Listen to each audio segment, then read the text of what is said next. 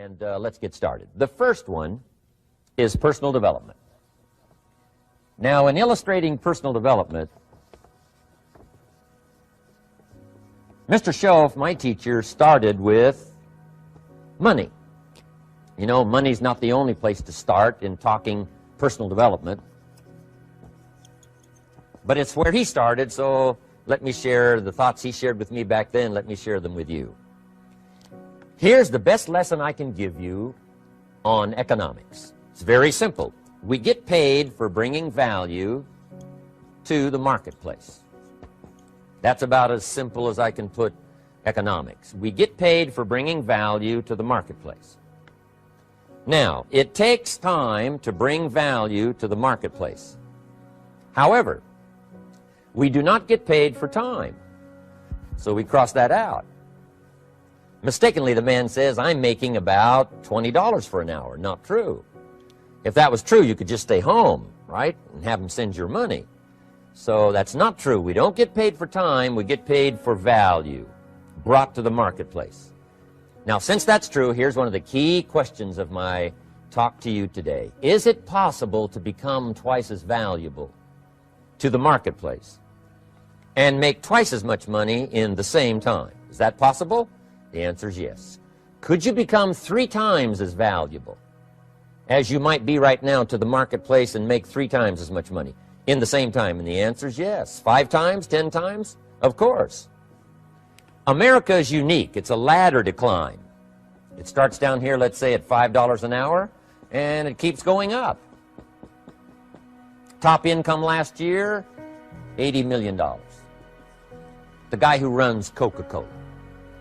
Now, that's a heck of a ladder. That's why everybody wants to come here, right? The boat people are not headed for Vietnam. People haven't plotted and schemed for 50 years saying if I could just get to Poland, everything would be okay. Not true. Everybody wants to come to America. And the reason is because we've got the best wind ever blowing in our favor. We've got the best economic opportunity anybody's had in 6,500 years. And all you have to do is understand it and take advantage of it. Now, there's some key questions to ask here. Why would the marketplace pay someone only $5 an hour? Very simple answer. They're not very valuable to the marketplace. Now, we must underline to the marketplace. This person might be a very valuable brother. Yes. Member of the family, valuable. Yes. Valuable member of the church, of course. Valuable citizen of the country? Yes. Valuable in the sight of God? No doubt. We're all of equal value in the sight of God. But if you're not very valuable to the marketplace, you don't get much money. You say, well, it shouldn't be that way. Well, then you got to start your own country. You know, this one's been in process for 200 years, and this is the best we've been able to come up with so far. But here's the key. You don't have to stay here. Now, there was a big debate in Congress last year that this $5 was not enough, should be 6, should be 6, should be 6. But we don't need legislation. 6 is already on this ladder. The next step up. You know, if you work for McDonald's, they'll pay you $5 an hour to take out the trash. If you whistle while you take out the trash, they'll pay you $6 an hour. So we don't need that legislation. You just need to take lessons on how to whistle. Have a good attitude. Now, as you begin to climb this ladder, why would the marketplace pay some people $50 an hour? Answer, evidently, they must be more valuable to the marketplace. 10 times more valuable. And is that possible for someone to be 10 times more valuable and earn $50 an hour instead of 5? And the answer is yes. That's what America is all about. Now, why would the marketplace pay some people $500 an hour? Evidently, this person must be much more valuable to the marketplace. That's what's important to understand, to the marketplace. And would the marketplace pay one person $80 million for 1 year's work? And the answer is, of course. If you helped a company make $1 billion, would they pay you $80 million? I'm telling you, it is possible. And that's why America is so exciting. That's why this financial ladder is so exciting. It's possible for all of this to come true for all of you, no matter where you start. As a student in school, just getting started out there in the workplace, This is all possible for you. Now, Mr. Schoaf gave me the clue on how to climb this ladder as high as I wanted to climb. Now, we're talking primarily economics here. There's a lot of other ways to become valuable to your family, valuable to your friends, valuable to the community, valuable to the team, right? Valuable to the team effort, valuable to the concert. But here's what he said to me. In climbing this ladder economically, all you have to do is work harder on yourself than you do on your job. Once I heard that, it made sense to me. I kept hoping that everything else would change around me, found out that if I went to work on myself, worked on my skills, worked on my language, if I became better than I was each year, if I grew in skills and language and vocabulary and competence, then I would become attractive to the marketplace. Not very long ago, a company called me and said, Mr. Rohn, we're expanding internationally. We'd like to have a bit of your expertise to help us. Would you give us a bit of your time? We'll add some millions to your fortune. And I said, okay. And I thought later, isn't that interesting they would call me? Then my second thought was, of course they'd call me. Who else would they call? I can get the job done. Now, what a contrast for me, farm boy from Idaho, raised in obscurity, parents of modest means, broke when I was 25. How come I would get a telephone call and someone offer me a lot of money to help them in expanding around the world? Simple answer, evidently. Something happened to me between age 25 and where I am today. And I can tell you where it all started. From my teacher, Mr. Schoaf, who said to me, we don't have to change what's going on out there. That's the wind that's blowing. All we have to do is change what's going on in here. And now there's several ways to do that on personal development. And let me give you those ways. Here's the first one. We must learn from personal experience. Pretty simple. Learn from what happens to you. Take a look back over the last few months. Did you make some mistakes? How could you correct those for the future? Take a look back over the last year. Have you done it right or done it wrong? Let's correct it for the next year. Learn from your personal experience. Mr. Schoaf asked me when I first met him, he said, Mr. Rohn, how are you doing? You've been out there now 6 years. And I said, I'm not doing very well. He said, I suggest you not do that anymore. What a simple, swift analysis to my situation. He said, if you keep doing it, the next 6 years will be like the last 6. You don't want that to happen. Let's make the changes. So learn from your personal experience. Now here's number 2, why I came to share this video experience with you today. And that, I call it OPE, other people's experiences. That's me, other people. That's your teacher, other people. That's your friends and colleagues, other people. The people you meet that can pass along to you their experiences, what's happened to them, the mistakes they made, how they corrected them, how they changed their health and changed their bank account and changed their income and changed their future. That's it, other people. Now, there's 2 kinds of people to learn from. One is failures. It's too bad failures don't give seminars, right? That would be valuable. Bring your notebook. Have them tell you how they lost it all and threw it all away, threw their health away and threw their friendships away and things didn't work out well. That would be valuable. But now then we must also learn from positive, people that have done well. They've got the health, and so we ask them, how did you become so healthy? They've got the skills, so we ask them, how did you become this skillful? They've got the income, so we ask them, how did you get here in such a short period of time? So now here's what's important in personal development. In learning from other people, we learn, number 1, by observation. We learn what we see. We watch people that are successful in what they do. In sports, we watch their disciplines. In business, we watch their disciplines. By observation, what we can see. The reason I created this video was something that you could see someone's experiences translated for you. Second, we learn by what we hear. I've got some of my lectures on cassette tapes, so you know you can take them with you wherever you go and learn by listening. Turn your car into a mobile classroom and listen. And then listen to the sermon on Sunday morning. Listen to the lectures. Listen to the teacher. Listen to someone who's got something good to say.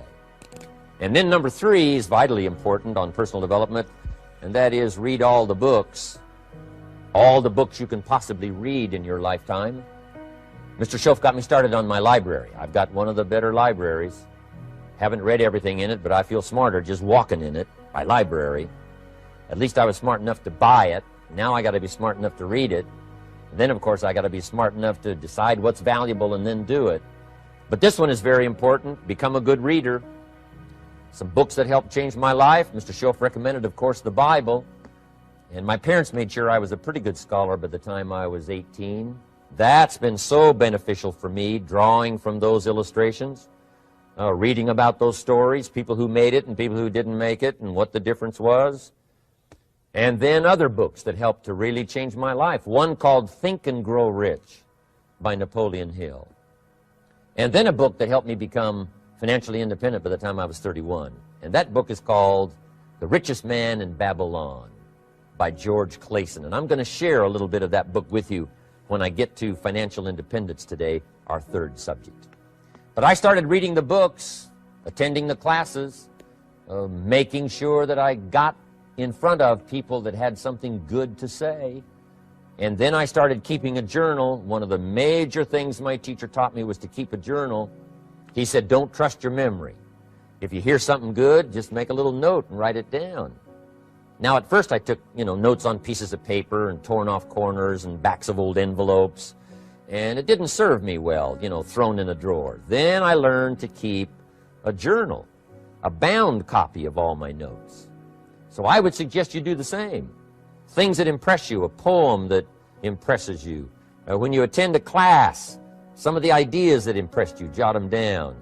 You read something in a magazine, right? Some ideas. Take those out, put them in your journal. Keep a good journal the rest of your life. This will serve you well. My journals make up a significant portion of my own library.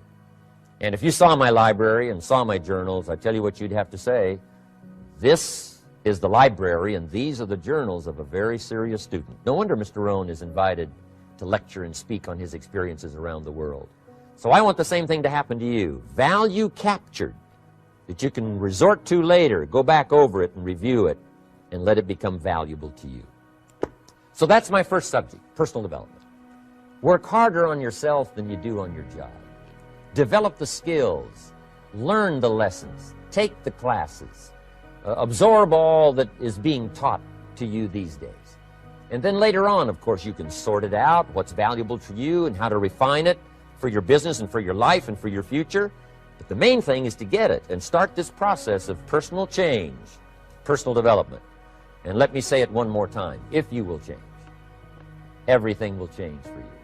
You'll never be the same. You'll keep growing.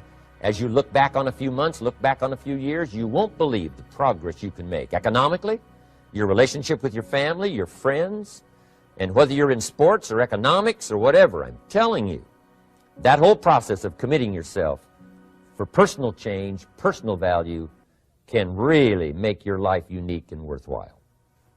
Now let's cover the second subject, on setting goals. Mr. Schoaf gave me some tips on setting goals that changed my life forever. And I want to share those with you.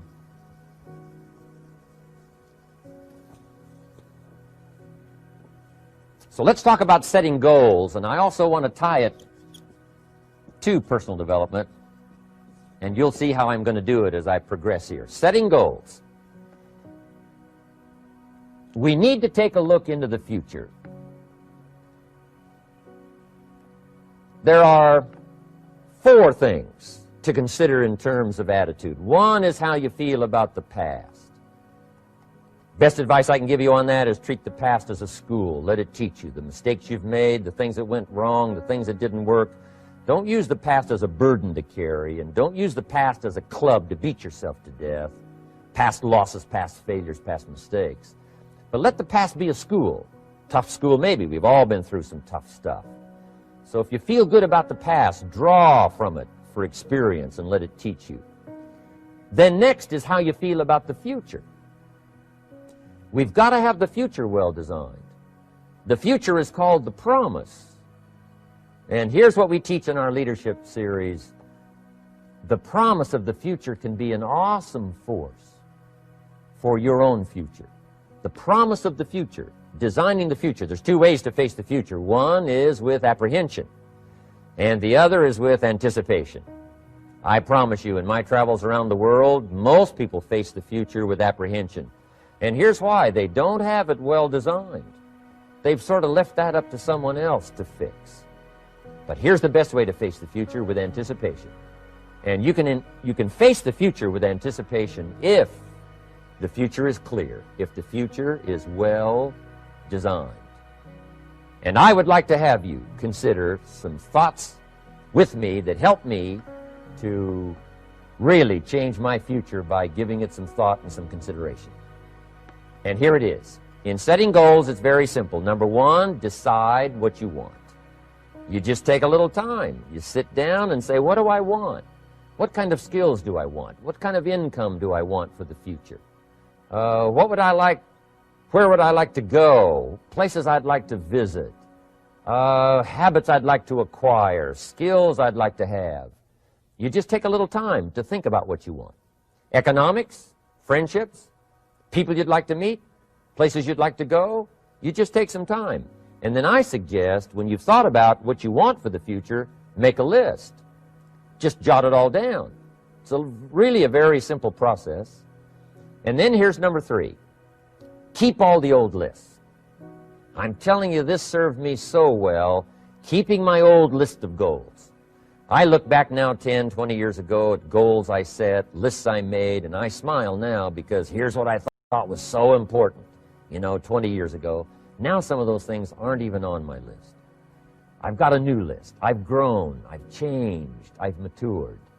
But I give you that advice. Decide what you want. Number two, write it down. Number three, keep the old lists.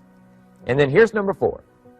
When you get something that's on one of these lists, check it off. Part of the fun of having a list is checking it off. And then if you can add some drama to checking it off, see, that's what really helps. I set a goal to go to Spain many, many years ago. And when I finally made my first trip to Spain, I had that journal with me that had that list in it. And while I had my journal on my lap, waiting for the wheels to touch down in Madrid, I waited until the wheels touched the runway, and I checked it off. Just adding a little drama. So, part of the fun of having a list is checking it off.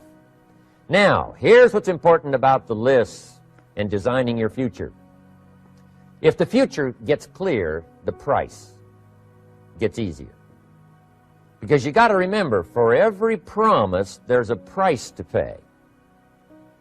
Everybody's got to pay the price. Everybody's got to do the deal. Everybody's got to do the disciplines. Everybody has to pay. But here's what I've discovered. If the promise is clear and powerful, the price is easy to pay. The price is some classes. The price is a few books. The price is a few disciplines. The price is finding something that'll make your life better, make you grow, make you change, make you develop. So the first part of the key is to design the promise. Then, what is the price to pay? I'm telling you, the price will be easy. Anybody in my audience can pay it, no matter where you are, where you come from. Color doesn't matter, religion doesn't matter, where you grew up doesn't matter, circumstances don't matter. I'm telling you, if you'll make the promise of the future clear for yourself, the things you want, the places you want to go, the things you want to have, the person you want to become, the skills you want, the homes you want, the future you want, the friends you want, all of the values of life that you could possibly want.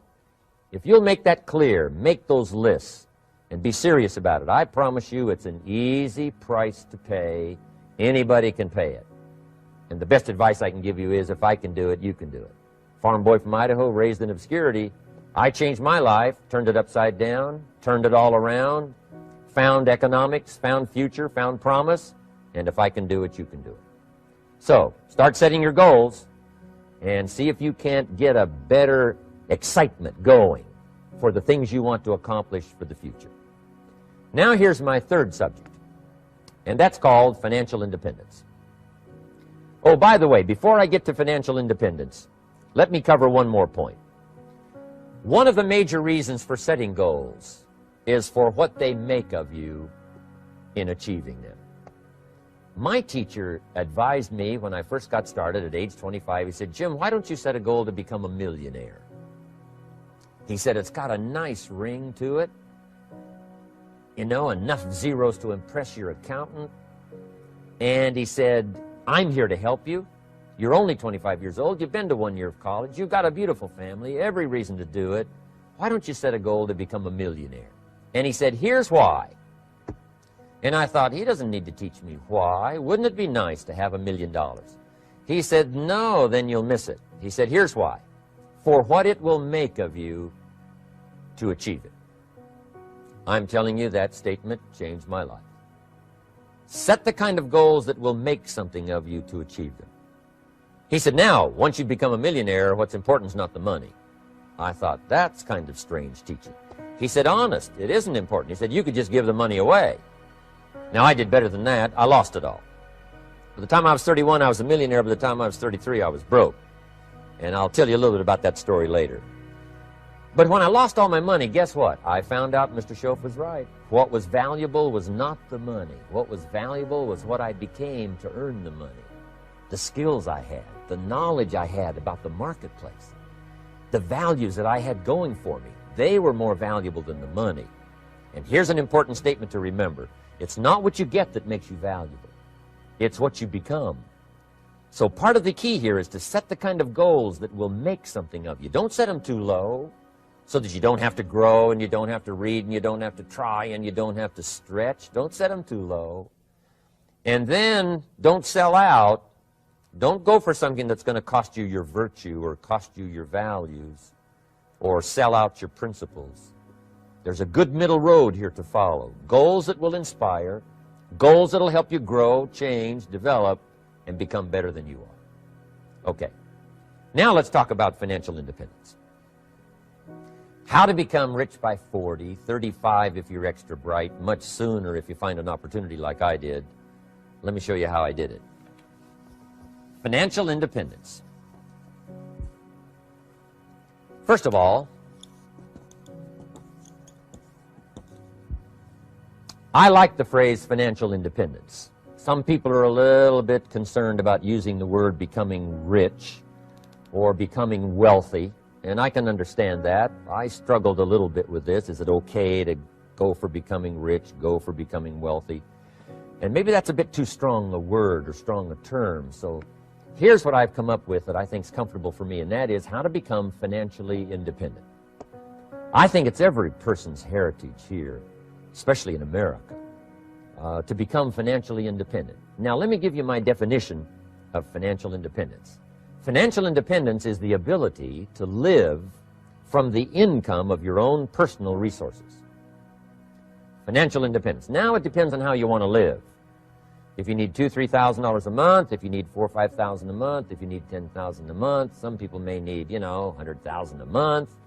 But whatever you would need to live, and you could earn that living from the income of your own personal resources, that's what I call financial freedom, financial independence.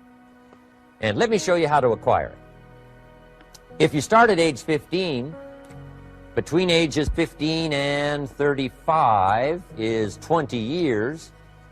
And in my personal opinion, based on my own studies and my own experience, 20 years, in my opinion, is enough time to become financially independent. If you're not, you don't live in the wrong country. Probably what's happened is you have the wrong plan. And it's easy to be a nice person with the wrong plan. I found that when I was 25 years old. I was broke at age 25, and I was a nice guy. You would have liked me. But I'm telling you, my plans up until then, especially my financial plan, left me broke. I totally changed it the next 6 years, and I became financially independent. So I know what I'm talking about.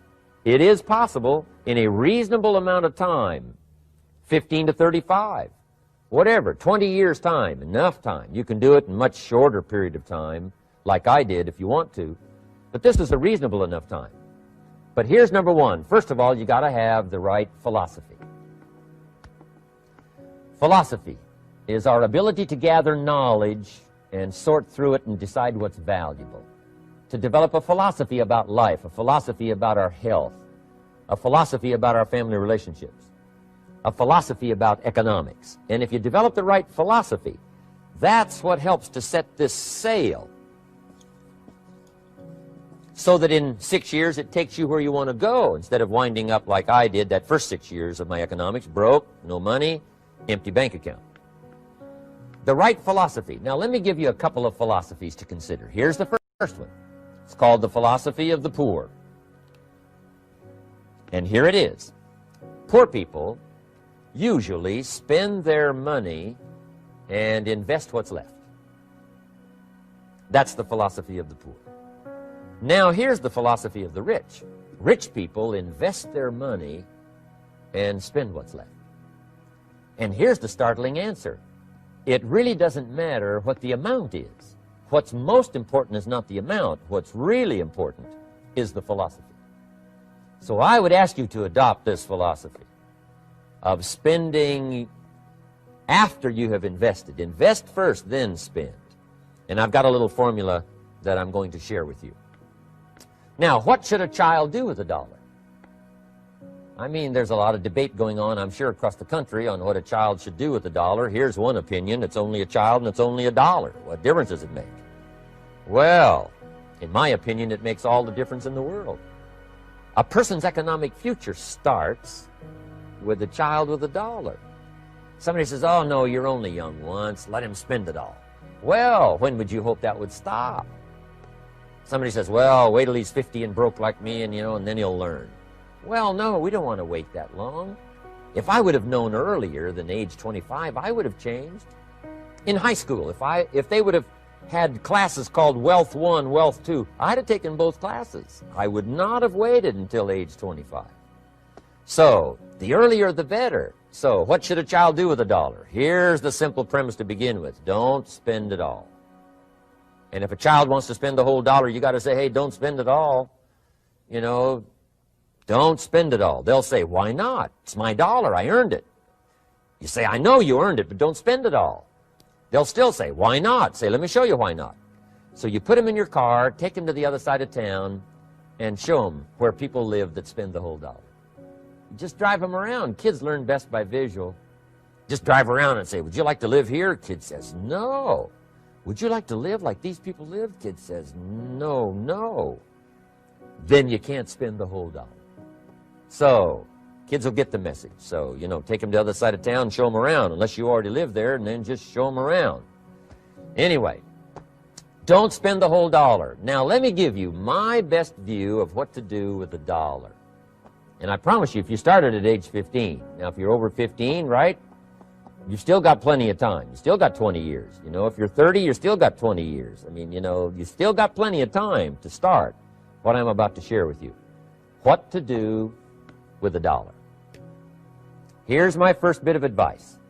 Never spend more than 70 cents. Never spend more than 70 cents. Now, you got to pick some number, and the number you pick is going to be determined by your philosophy. It's going to be determined by what you've been taught or your experience teaching yourself. When I first met my teacher, Mr. Schoaf, I was at about 110% of each dollar. I'm down at budget finance, hawking my furniture and my car one more time. And then I learned a whole better formula for financial independence. Number one, don't spend more than 70 cents. Now, kids say to me, well, okay, what do I do with the other 30 cents? And here's what I teach them. 10 cents for charity. Charity or church, or helping people that can't help themselves. 10 cents to support worthy projects. Projects that you feel good about. 10 cents out of every $1. It's called being generous with part of what you've taken out of society. Now, in my opinion, nothing teaches us character better than generosity. No class, no teacher, no book teaches character better than generosity. And the best time to start is when the amounts are small.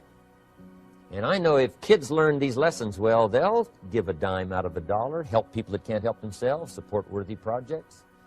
Or if you belong to a church, they teach tithe, piece of. That's very important. Now, because when the amounts get larger, sometimes it's a little more difficult. Giving 100,000 out of $1 million, someone says, oh, if I had $1 million, I'd give 100,000. I'm not sure. That's a lot of money. So the time to start is when the amounts are small. 10 cents out of the dollar. Okay, next 10 cents I call active capital. Active capital means do something to make a profit. Active capital. Set aside a portion of your income. Wages are okay, but I'm telling you, wages will make you a living. Profits will make you a fortune. So set aside part of your income as capital, called active capital. Any kind of project you can possibly think of, you can possibly come up with. I'm going to write a new book, I think, for kids. I think the title is going to be, Of Course Kids Should Pay Taxes. It's kind of an interesting title. In California, kids do pay taxes. When a child walks into 7-Eleven, buys something that costs $1, the proprietor says, give me 7 more pennies. And the child says, hey, what's these 7 pennies for? And the proprietor says, that's the taxes. Kid says, well, hey, I'm only 8 years old. Proprietor says, congratulations, you're my youngest taxpayer. Give me the money. So in California, where I live, kids do pay taxes. Big question is, should they? And my book will answer that question. Of course, kids should pay taxes. Nothing is for free. If you want to ride your bicycle on the sidewalk instead of in the mud, you got to pay the 7 pennies. Nothing is free, so we all have to pay. So, 10 cents out of your living, out of the money you earn, set aside for capital. Capital to try your best to show a profit. And in my book, it's going to be all kinds of ways kids can make money, right? 2 bicycles, one to ride and one to rent. I mean, you know, it doesn't take long to figure out some enterprise that'll start making a profit. Then you must jot this down if you're taking notes. Profits are better than wages.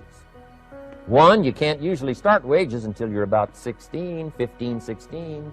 But you can make a profit long before you're eligible to start earning wages.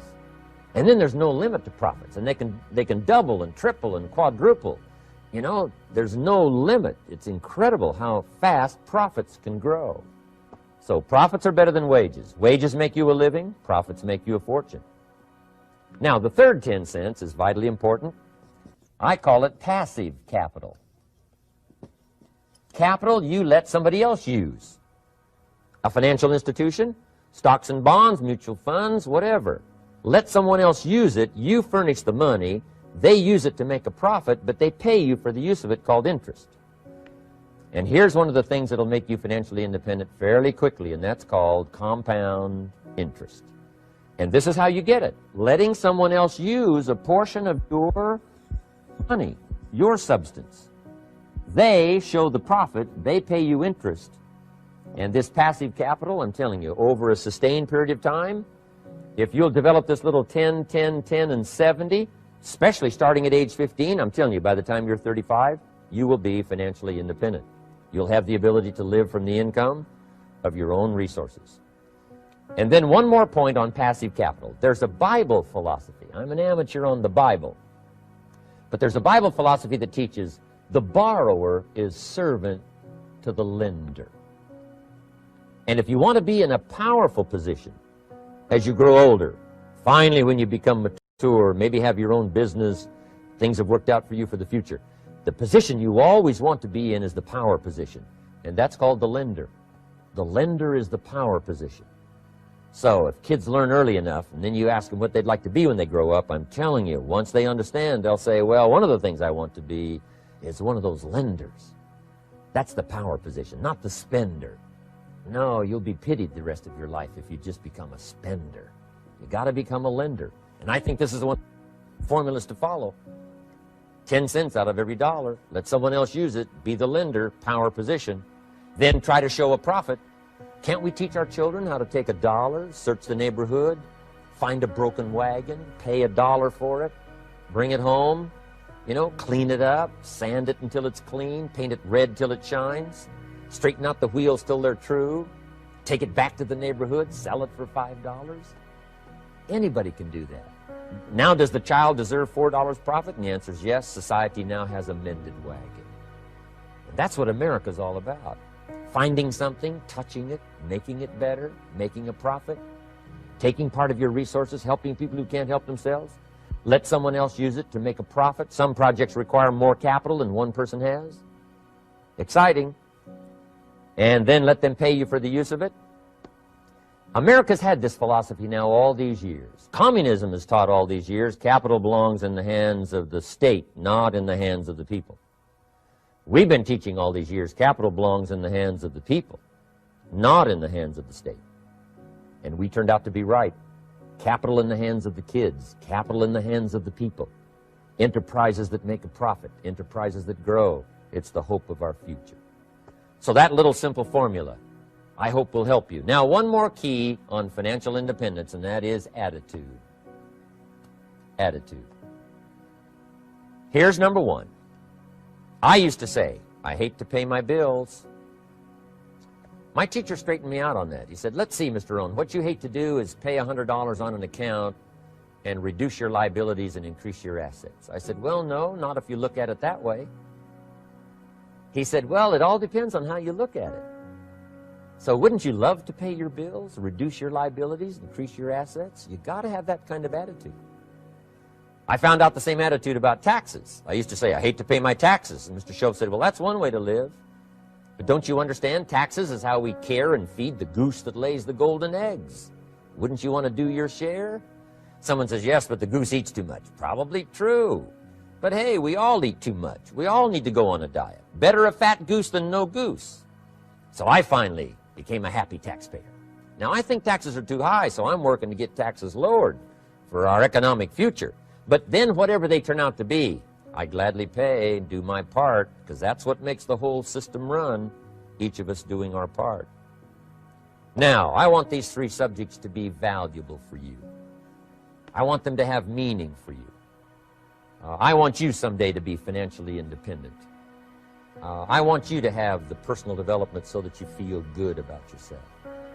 If I had a chance to meet you someday, I'd like to have you show me the list of goals that you got started and say, Mr. Rohn, here's some I've already checked off. Here's the books I'm reading. Here's what's happened. I'm developing the skills. I'm better this year than I was last year. I've got more self-confidence. My skills are developing. That's what I want for you, and that's why I took the time to come and share in this video message with you. I do seminars all around the world, but this is one way that I can reach out and touch you in case you can't come to my seminars wherever I am. Maybe this video will reach you somewhere, and it'll have an impact on your life. And what I'd like to do is later hear about it, a letter, phone call, or to have a chance to meet you in person. And now I'd like to leave you with these 4 questions called Questions to Ponder. These questions were valuable for me, and I want to make them valuable for you. Here's the first one, why? We all ask why we should work this hard, why take that many classes, why go to school that many years, you know, why take the notes, why read the books, why work that hard, why put yourself through the push-ups and the disciplines, why? Good question, why?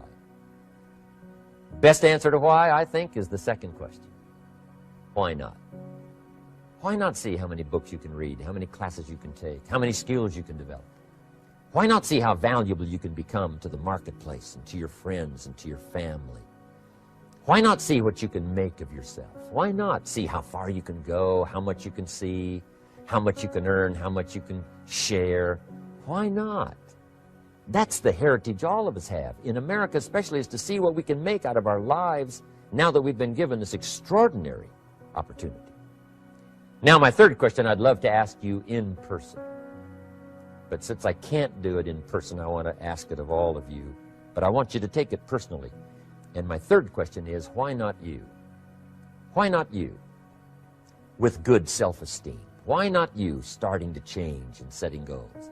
Why not you starting to make progress toward financial independence? If I can do it, you can do it. I wished I had a lot more testimonials here today besides mine.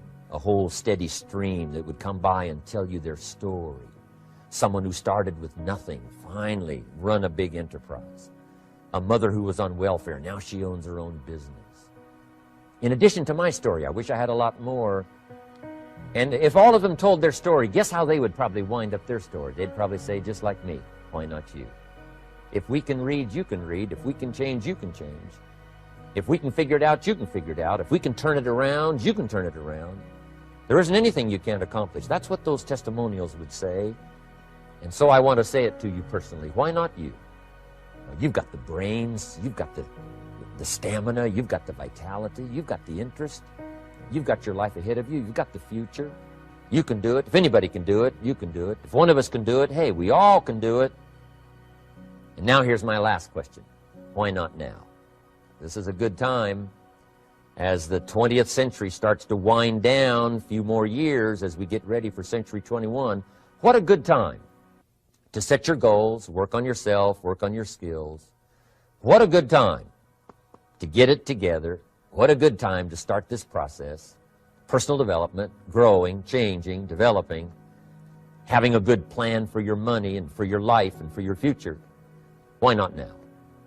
And I hope I have a chance to see you one of these days and share with you the experience, the reaction, the response you might have had from my message today. And until I get a chance to see you on this side of the world or the other side of the world, in some school or some seminar, or maybe I'll come and speak for a company that you work for someday, I hope I get a chance to meet you. Until then, I wish you the best.